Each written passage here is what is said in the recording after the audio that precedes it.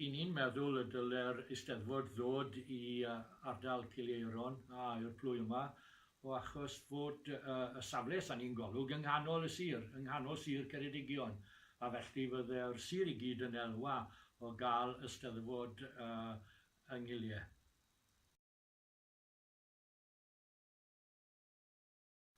Y safle ni wedi cynnig i'r Eisteddfod Genedlaethol ydy fferm Plas Llanercheiron. Mae'n safle arbennig, a gweud y gwir, mae'n fendigedig.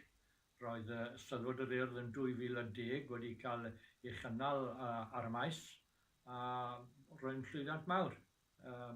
Mi aeth pethau yn eitha dad yn ystod 2010, a does dim da ni gredu na fydde'r un llwyddiant yn dod i'r Eisteddfod pe byddai'n dod nôl i Llanercheiron. Bues i lawr na bore yma yn cerdded y caeau, a hyd yn oed bod ni wedi cael y tywydd mwy ofnadw o lif dros y bythefnos diwetha. Oedd y caeau'n sych, a roedd dim pyllau dŵr o gwbl ar y ddaear.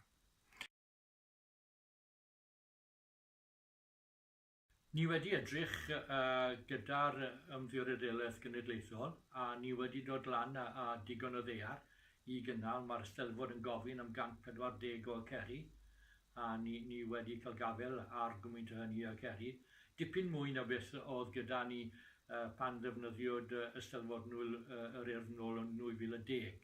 A felly ni eitha hyderus a gweud y gwir y bydde digon o ddaear yno. Mae Hel Fawr yn Llambed i Aberaeron yn weddol agos, reit o'r bwys a dweud y gwir.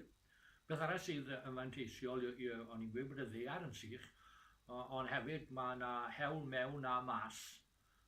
Mi fydde hwnnw siŵr o fod manteisiol gyda traffig o ran cael y ceir a'r traffig off yr hewl sydd yn pasio.